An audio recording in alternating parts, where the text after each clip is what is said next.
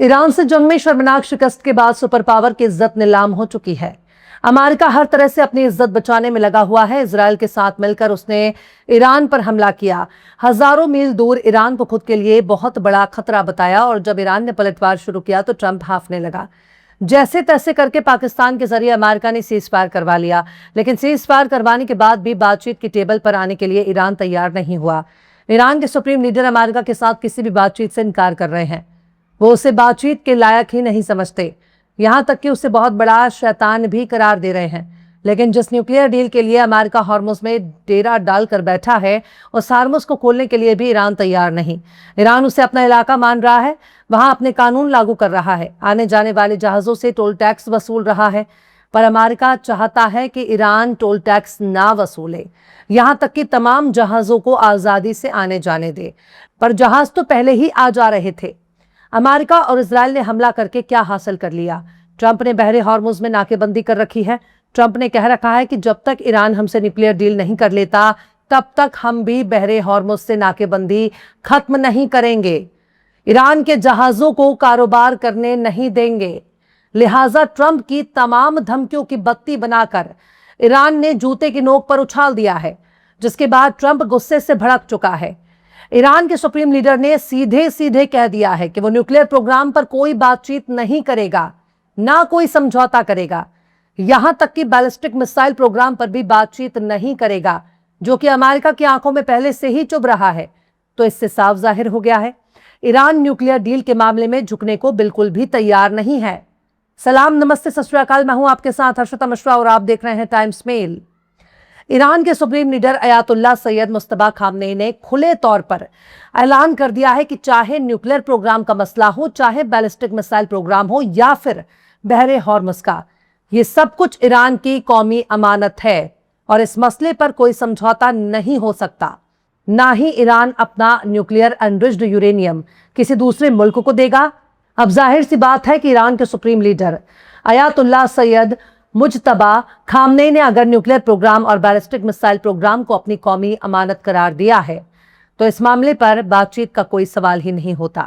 लिहाजा अमेरिकी फौज ने डोनाल्ड ट्रंप को ब्रीफिंग दे दी है और समझाना शुरू कर दिया है कि कौन कौन से टेक्निक आजमाकर हम ईरान को घुटनों पर ला सकते हैं, ईरान को कमजोर कर सकते हैं, ईरान की हुकूमत गिरा सकते हैं, ईरान की फौज को तबाह कर सकते हैं, ईरान के न्यूक्लियर प्रोग्राम को खत्म कर सकते हैं, यहां तक कि यूरेनियम को हासिल कर सकते हैं।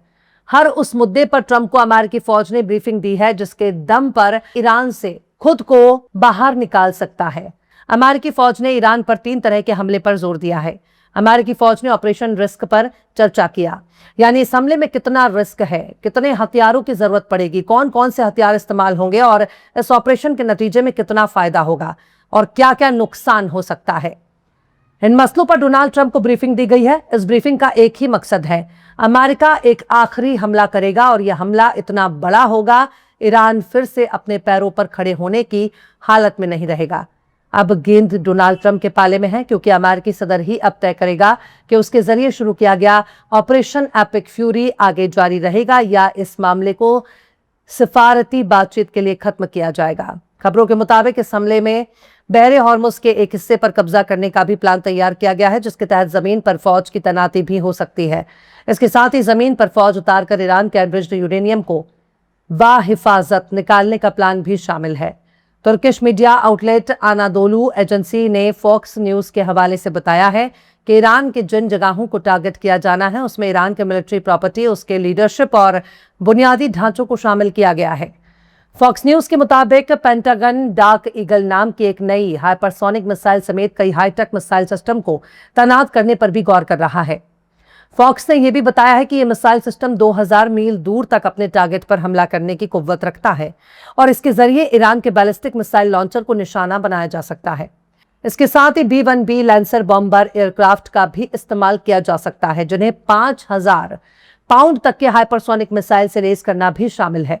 ब्रिटिश मीडिया आउटलेट इंडिपेंडेंट की खबर के मुताबिक ट्रंप ने इशारा दिया है कि बहरे हॉर्मुज को कंट्रोल करने के लिए ईरानी जजीरों पर कब्जा किया जा सकता है। जंग के दौरान ईरान की गिरफ्त को तोड़ने के लिए क्रैशम जजीरा पर जमीनी हमले का मंसूबा है।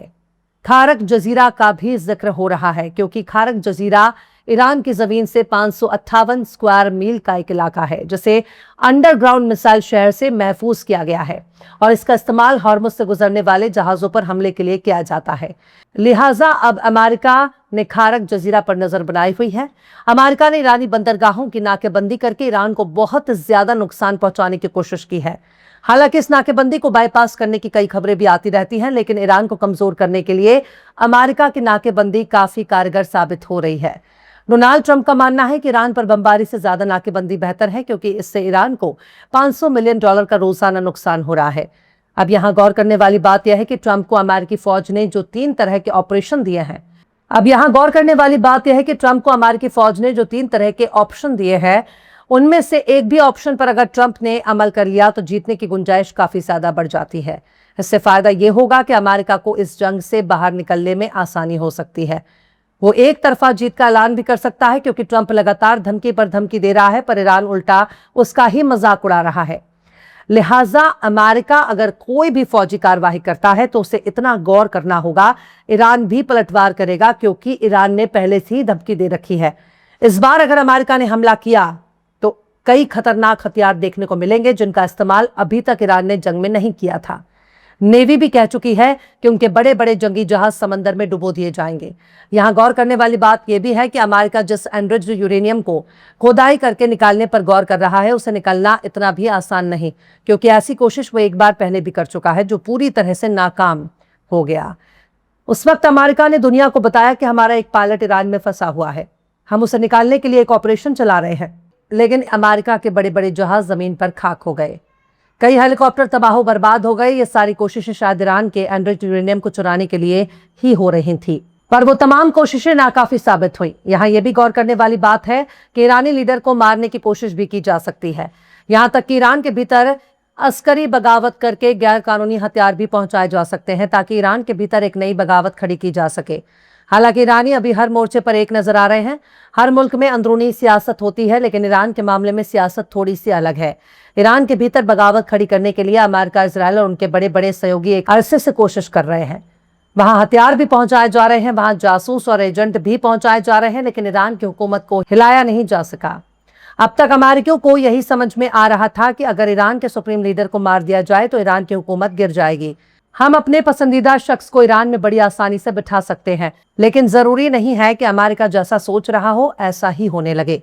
ईरानियों को मालूम है कि उनके साथ जो भी परेशानी हो रही है, चाहे वो कारोबार के सिलसिले में हो, चाहे महंगाई के सिलसिले में हो, या फिर नौकरी और गिरती हुई इकोनॉमी का मामला हो, इन सब के पीछे भी तो अमेरिका ही खड़ा है, क्योंकि अमेरिका ने उन पर पाबंदियां लगा रखी हैं ताकि ईरानी माशी तौर पर बिल्कुल कमजोर हो जाए। तो जब हर बवाल का जिम्मा ही अमेरिका है, तो फिर ईरानी सीधे अमेरिका से ही क्यों ना लड़े।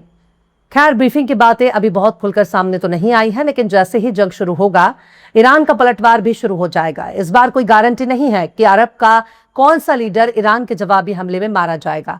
कोई गारंटी नहीं है कि अरब के बादशाहों के बड़े बड़े आलिशान महल बच पाएंगे या नहीं, क्योंकि ये जरूरी नहीं है कि तमाम बमबारी सिर्फ ईरानी नेताओं पर ही हो, अरब के नेताओं पर भी हो सकता है। इशारे की जबान है, आप बखूबी समझ रहे होंगे। फिलहाल इस खबर में बस इतना ही। एपिसोड आपको कैसा लगा कमेंट बॉक्स में जरूर से बताइए।